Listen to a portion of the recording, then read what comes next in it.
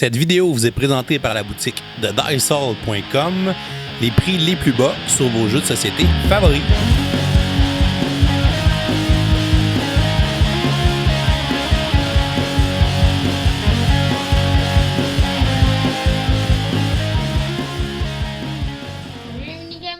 Bienvenue à Professeur Game! Qu'est-ce qui se passe ici? On fait notre top 5.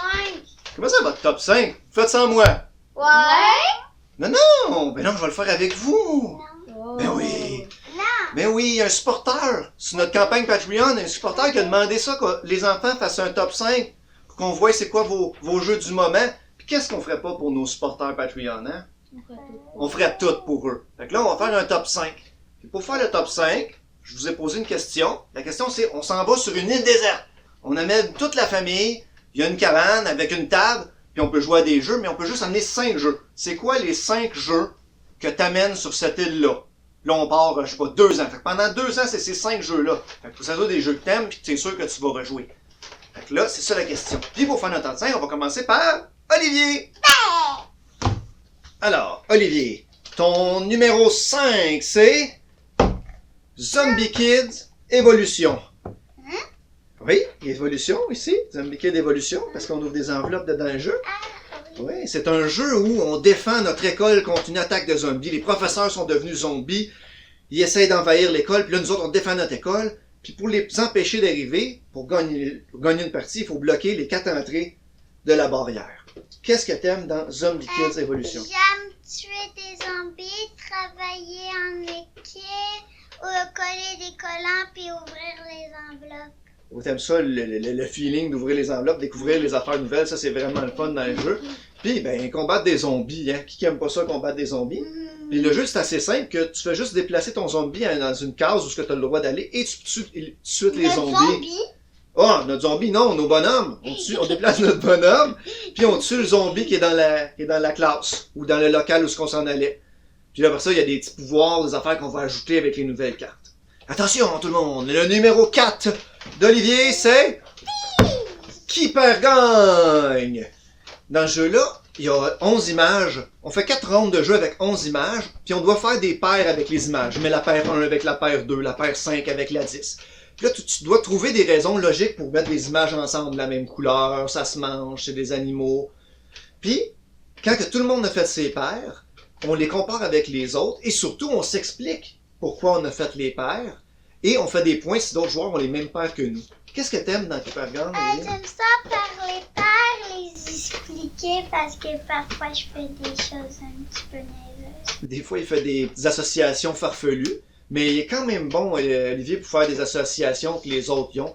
Puis on a beaucoup de plaisir à s'expliquer pourquoi on a fait les paires des autres. Puis des fois, on rit un peu des autres quand ils font des paires pas rapport. Mais c'est tout dans le plaisir. Je mets un beau 0. On se met un beau 0, comme ton image. Le numéro 3 d'Olivier. Détective Charlie.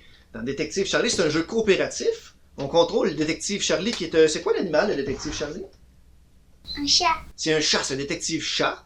Là, il y a un crime dans la ville. On a des suspects qui sont enlignés autour du plateau de jeu.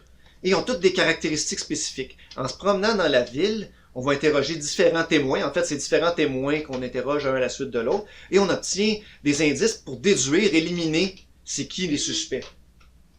Qu'est-ce que t'aimes dans ce jeu-là? Revirer les cartes, trouver des suspects et ouvrir des enveloppes pour savoir c'était qui le... Oui, parce qu'on ouvre une enveloppe à la fin. On ouvre l'enveloppe qui c'est qui le vrai coupable. Fait que c'est le fun de savoir si on a eu raison ou non. Puis dans les images des animaux, hein, dans ce jeu-là. On a manqué une seule fois. On l'a manqué une seule fois. Est-ce que t'aimes les images dans le jeu, Olivier?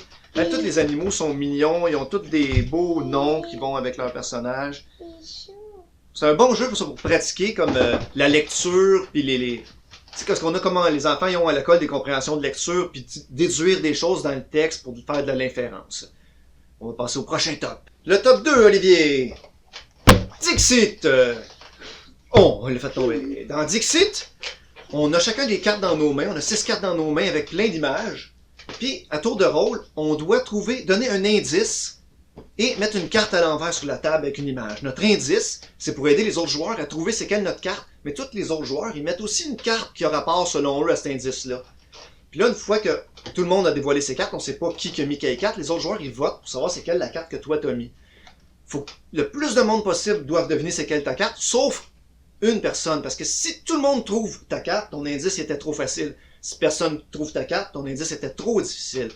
Fait que c'est le jeu de trouver un indice que pas tout le monde va trouver, mais que certaines personnes vont trouver. Toi, qu'est-ce que t'aimes dans ce jeu-là, Olivier? J'aime bouger les lapins. Oui, parce que pour compter les points dans notre version du jeu, c'est des lapins qui avancent sur le parcours de points. Et aussi, j'aime les images.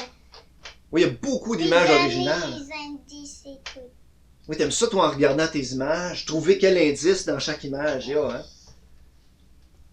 Ouais, il y a des vraiment belles images dans ce jeu-là, puis toutes les extensions qu'il y a avec ça, tu peux avoir beaucoup d'images, puis toutes les images, les artistes se donnent vraiment dans le jeu-là, c'est vraiment le fun. Puis un jeu qu'on joue tout en famille, tout le monde l'aime ce jeu-là, hein, chez nous? Attention, Olivier, on est rendu où? Son top 1, c'est Mysterium! Dans Mysterium, qui ressemble beaucoup à Dixie du jeu d'avant, il y a un joueur qui est un fantôme qui a été tué. Il peut pas parler aux autres joueurs. Puis pour communiquer avec eux, il leur donne des cartes avec des images dessus. Puis là, il donne 2 cartes à un, 3 cartes à l'autre. Puis les autres joueurs qui sont des médiums, doivent identifier des personnages, des lieux ou des armes du crime. Et plusieurs images ensemble vont peut-être avoir un lien. Sur une image, mettons qu'on a des tables avec des ustensiles. Sur une autre image, on a des outils. Fait que peut-être que c'est le couteau, l'arme du crime, parce que là, on a un fusil puis ça marche pas avec les images qu'on nous a données. Toi, Olivier, qu'est-ce que t'aimes dans Mysterium? J'aime être le fantôme pour donner des indices puis voir les images. Oui, il y a un plateau, il y a une petite cachette où le fantôme se met, où est-ce que les autres savent pas ce qu'il fait. Puis là, Et tu peux- choisir les choses que les gens doivent décider. Oui, parce que tu peux choisir. On permet, dans le jeu, normalement, on brasse au hasard c'est quoi les personnages, les lieux, mais avec les enfants, on leur permet de choisir les lieux, les personnages, les armes du crime, fait que c'est eux qui le savent d'avance. Puis là, ils se font des petites histoires dans leur tête, c'est le fun. Est-ce que t'aimes ça aussi, jouer les médiums ou juste le fantôme? Et les médiums aussi. Oui. Est-ce qu'on gagne souvent quand t'es le fantôme? Non. Mais est-ce qu'on a du plaisir? Oui. Oui, toujours. Et voilà, c'était le top 5 d'Olivier. On s'en va voir Catherine. Allô Catherine, à ton tour de nous présenter ton top 5, en commençant par le 5, vas-y. Détective Charlie. Détective Charlie, on a déjà parlé avec Olivier. T'as-tu quelque chose que tu veux ajouter? Oui, j'aime quand on ramasse toutes les images puis on les place en ordre. Ouais, pour toutes faire les dos l'image. des cartes, des témoins, si on les aligne ensemble, ça nous donne une image du lieu où ce qu'on est. Pour de ça, c'est autre chose que t'aimes dans ce jeu-là. Oui, bon, c'est les dés et l'horloge quand tu la bouges. Bon, à chaque joueur, quand c'est son tour, il lance le dé, savoir combien il se déplace pour aller voir les témoins. Et on avance aussi sur l'horloge le temps. Puis le temps, à la fin de la partie, c'est les points qu'on a. Exact. Ouais. Quand ils m'ont parlé de ce jeu-là, on m'a dit, je peux-tu le mettre, je peux-tu pas le mettre, parce qu'on l'a déjà fini, ça sert à rien de l'amener sur l'île déserte. Mais là, je leur ai dit, si on avait d'autres scénarios, mettons que Théo Rivière, il nous donnait d'autres scénarios, tu sais, est-ce qu'on l'amènerait? Ben oui, on l'amènerait. Hein? Ouais. Parfait, on passe au prochain. Alors, pour ton 4e dans ton top 5, Mysterium! Mysterium, un autre jeu qu'on a vu dans le top à Olivier. Est-ce que tu as quelque chose que tu voudrais ajouter? Non. Non, on a pas mal tout dit. À part le perroquet, il est le fun. Les corbeaux. Ouais, Les corbeaux, parce qu'on peut utiliser des corbeaux pour tout enlever les cartes qu'on a dans notre main puis empiger les nouvelles quand on est le fantôme. Les cartes qu'on peut donner avec les images, peut-être qu'ils nous inspirent pas. Fait qu'il y a un certain niveau de difficulté, on a des corbeaux qui nous permettent de se débarrasser de nos cartes. Exact. Est-ce que tu aimes ça, faire le fantôme surtout? Oui, parce que en fait, tu mets des personnages aux personnes, mettons, je sais pas moi. La cuisinière? Ouais, c'est ça, la cuisinière avec Dans le salon? dans le salon avec une dactylo, un dactylo. Avec une dactylo, mais quel meurtre sordide! Est-ce qu'on gagne, toi, quand t'es la fantôme? Ouais. Ouais, ça arrive souvent avec Catherine qu'on gagne, là. On voit qu'en grandissant, ils s'en viennent de mieux en mieux avec l'âge à trouver des meilleurs indices puis faire des meilleurs liens pour qu'on comprenne. En plus, j'ai un secret. Oh, qu'est-ce que c'est?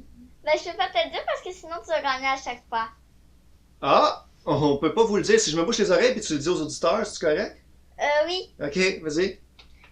C'est que, en fait, je pense des rôles, genre, mettons, papa, c'est le monsieur qui chasse, ben, je mets toutes les choses pareilles, puis ça lui ressemble. Voilà. Fini. J'espère que ça va vous aider. On passe au prochain. T'as-tu ça entendu? Oui, j'ai entendu. De toute façon, je vais l'entendre quand je vais faire le montage. Oui. C'est ça.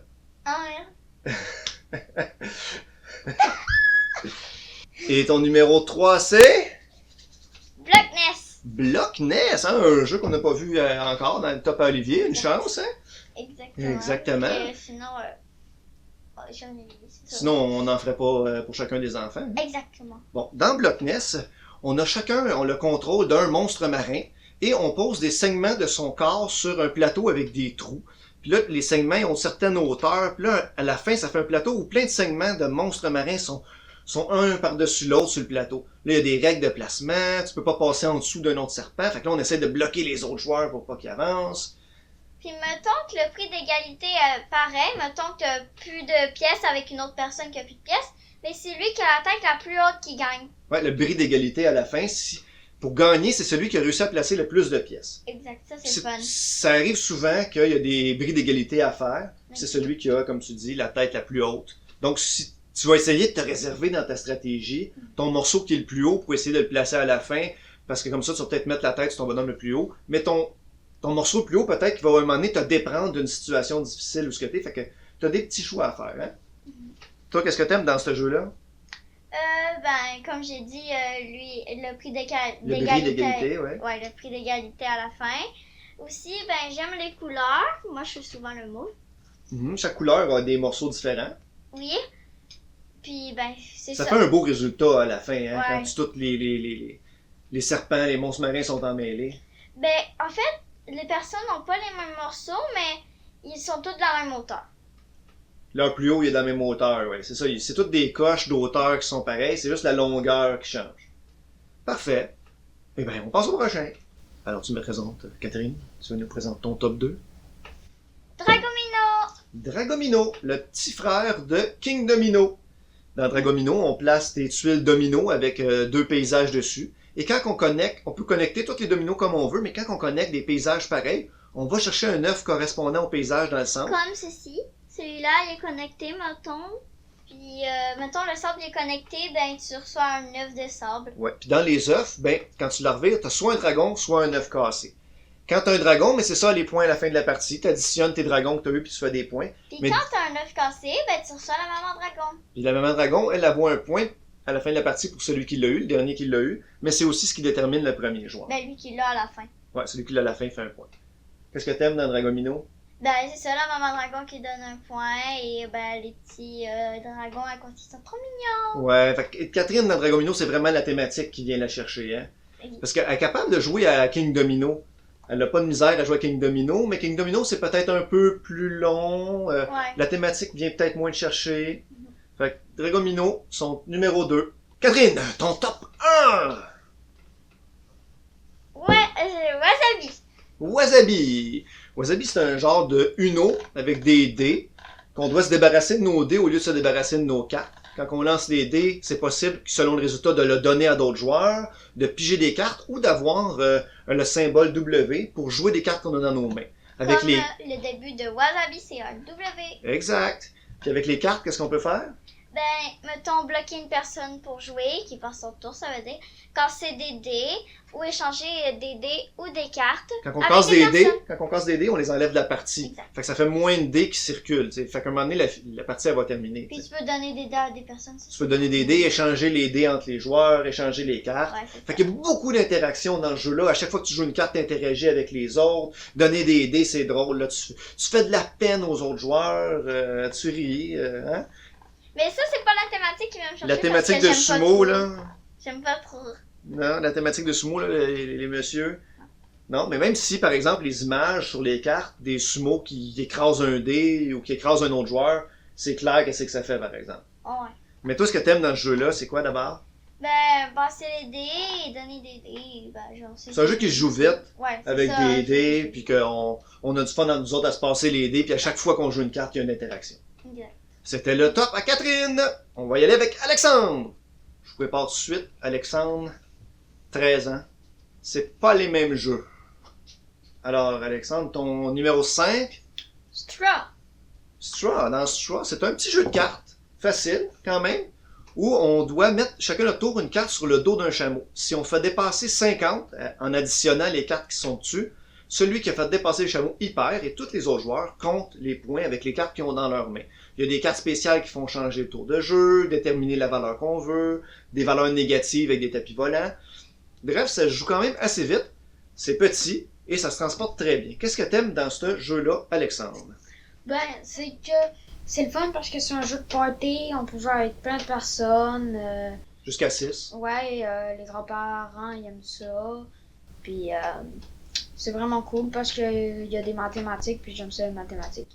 Ouais, je pense que ce jeu-là, ce qu'il aime bien, c'est justement l'accessibilité pour mon oncle, grand-papa et grand-maman de jouer à ce jeu-là. Fait que, Straw, le numéro 4, 5. Excusez. 5. Le numéro 4 d'Alexandre, on l'a pas avec nous. C'est un jeu de mon oncle et de nos amis. Alors, c'est quel est ton jeu? The Crew. The Crew, la quête de la 9e planète. C'est un jeu de pli. Un jeu de pli coopératif où on va jouer tous ensemble. Un jeu de pli, c'est comme le trou de cul, pour ceux qui ne le savent pas. Tout le monde met une carte au centre. La carte la plus forte remporte la main, remporte le pli. Si t'as pas la carte de cette couleur-là, tu dois mettre une autre couleur. Puis c'est quand même la couleur principale qui gagne. Il y a des atouts. Les fusées, que c'est sûr que celui qui a mis une fusée gagne. Mais ce qui différencie ce jeu-là, c'est l'aspect coop. Et les 50 missions pour compléter le jeu, c'est une partie est dirigée par une mission. Fait que quand tu commences une partie, tu regardes dans le livre, ok, c'est quoi ma mission, c'est ça qu'on fait. Les missions, ça peut être tel joueur ne doit pas remporter de pli. Ou on a chacun des petites cartes. Puis là, moi, il faut que je gagne le 9 rouge, puis toi, il faut que tu gagnes le 4 vert. Puis là, il faut toujours, tout le monde ensemble, s'aider en pensant, en calculant c'est quoi les cartes que les autres joueurs ont, c'est quoi la possibilité. Si moi j'ai plein de verts, ça veut dire que les autres n'ont pas de verts, etc. Ouais. Un très bon jeu de pli. Qu'est-ce que t'aimes dans ce jeu-là? Ce que j'aime, c'est que c'est un des seuls jeux de pli que j'ai beaucoup aimé. C'est cool parce que c'est coopératif, on peut jouer avec plein de gens, comme on a joué à 4. Ben, on n'a pas joué à 4, on a joué à 3. Puis c'était le fun, mais... Quand tu dis plein de monde, c'est plein de monde différent. Ouais, c'est ça. Parce que chacun, on peut avoir son équipage, son groupe de personnes. Ouais, le livret aussi nous permet de noter nos scores pour différents équipages, ou tu peux le noter ailleurs sur un autre papier. Là. Aussi, on peut faire plusieurs essais, on peut essayer plein de fois la plusieurs missions, puis là, la même mission, on peut la réessayer plein de fois. C'est ça, des fois, c'est les cartes qui sortent pour les objectifs sont très difficiles. On s'essaye, puis on se réessaye, puis on a du fun à se réessayer, on se laisse pas abattre par la difficulté. Après, tu dis, hey, celle-là, on a fait 5 essais, tout, puis c'est drôle. Ouais. Okay. The Crew. Pour le numéro 3 d'Alexandre, on va monter d'une coche en difficulté, en complexité de jeu. Et quel est-il? Dune Imperium. Oui, Dune Imperium, c'est un jeu de construction de paquets de cartes, un deck building. Et en même temps, de placement d'ouvriers. Et voilà, avec nos cartes qu'on joue, il y a une phase où on joue les cartes pour placer nos ouvriers sur Arrakis ou dans les différentes factions qui sont sur le plateau. Et après ça, avec les cartes qui nous restent, on va aller acheter des nouvelles cartes pour notre deck qu'on construit. Il y a de la gestion de ressources, on va chercher de l'épice, de l'os. On a aussi une notion d'armée qu'on place sur le plateau pour gagner des conflits. Et gagner des points de victoire. Gagner des points de victoire. Le jeu, c'est 11 points de victoire ou 10 tours. Ouais. Qu'est-ce que t'aimes dans ce jeu-là? Ce que j'aime, c'est que c'est un jeu compliqué que je suis capable de jouer, même si j'ai encore jamais gagné, mais j'ai du fun à ce jeu-là. C'est parce que c'est mon oncle qui arrive toujours avec ses embuscades dans les conflits. Ouais. C'est tout le temps lui qui a les embuscades, c'est pour ça qu'il gagne pas. Parce qu'il est vraiment passé proche de gagner souvent un jeu là. C'est ça, c'est souvent le bris d'égalité des fois qui nous dépasse, les cartes qui donnent des points à la fin de la partie aussi, puis plein de trucs comme ça.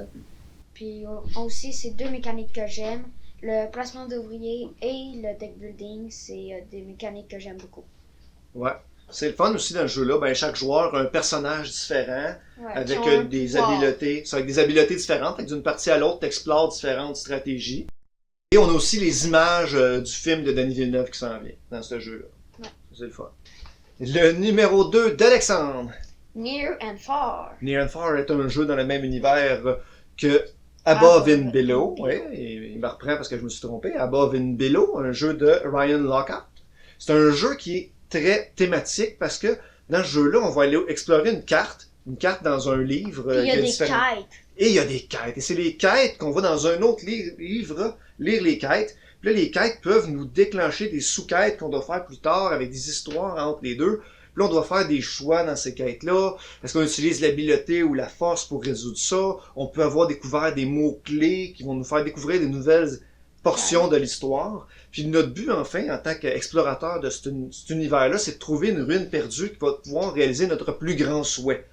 Et pour nous aider, on va aussi faire du placement d'ouvriers dans une ville où on va aller recruter des alliés, aller chercher de la nourriture, recruter des oiseaux porteurs, transporter des trésors. Mais tu dis un placement d'ouvrier, mais c'est notre bonhomme à nous. Ouais, c'est le même bonhomme qu'on met sur la carte pour explorer, qu'on met dans la ville. Dans la ville, il peut pas y avoir deux bonhommes à la même place, sinon il faut déclencher un duel. Puis là, c'est selon notre habileté, puis le duel peut nous envoyer en prison, puis toutes sortes d'affaires. Fait que c'est quand même le fun, l'aspect narratif de ce jeu-là. Toi, qu'est-ce que t'aimes dans ce jeu-là? Ce que j'ai beaucoup aimé, c'est que, ben, c'est compliqué. Je suis capable de jouer. J'ai gagné une fois. Je fais pas mal de points aussi. Au début, il y a un draft. Tu te passes les cartes comme ça, puis tu choisis tes artefacts à construire. Puis là, les artefacts, quand t'es construit, ça te donne des points. Il y a plein de façons de faire des points, genre placer des tentes pour contrôler un marché de thé, de piment. C'est une route marchande. Ouais. Et C'est vrai qu'il y a les plusieurs quêtes façons de faire aussi. des points dans ce jeu-là. Ouais. les quêtes aussi, c'est très narratif. Ça rajoute un bon aspect au jeu que j'aime pas mal. Belle fun. Bon choix. Et finalement, le numéro 1 d'Alexandre. Le château de Bourgogne. Château de Bourgogne, c'est un jeu où on construit un royaume sur une grille hexagonale, en plaçant des bâtiments, des fermes, des champs, des tuiles de bonus, des châteaux. Puis chaque tuile qu'on place va nous donner des points ou des avantages. Mais pour déterminer les tuiles qu'on peut choisir ou placer, on doit lancer 2 dés. Et à chaque tour, tout le monde lance 2 dés. C'est les actions qu'on peut faire. Aller recruter des tuiles dans un marché numéroté, les placer sur notre plateau où il y a des chiffres. Ce On qu'on peut- peut construire. Où on peut construire. On peut s'aider d'ouvriers pour augmenter ou diminuer la valeur de nos dés. Puis on fait des pièces d'argent aussi qui Ouais. nous permettent d'aller acheter des tuiles au centre du jeu. Un jeu qui a une bonne complexité quand même. Mais Je suis fier de mon garçon. j'aime pas mal ce jeu-là. Des fois, quand je sais pas quoi proposer, qu'on n'a pas de nouveaux jeux, je dis, ben j'aimerais ça jouer au château de Bourgogne et je joue avec mon père.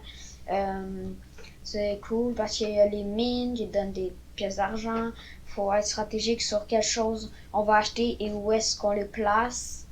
Il y a aussi un petit côté chance avec les dés pour savoir si on peut les placer à un certain emplacement ou aller les acheter au milieu. T'aimes le casse-tête que ce Ouais. jeu-là offre, là. Tu sais, le casse-tête de placer les tuiles l'une à côté de l'autre, d'essayer de fermer des zones. C'est ça que t'aimes ça, là. Puis il y a aussi, c'est pour ça que je dis une petite partie de hasard parce que t'as les ouvriers qui peuvent t'aider à augmenter ou diminuer. Ça enlève un petit peu de hasard. C'est ça. Ouais, ben bon jeu, bon choix. Vous avez pu voir qu'à travers les âges, on n'a pas le même niveau de complexité de jeu, mais l'important c'est d'avoir du plaisir. À la prochaine les mini-gamers! Continuez de gamer!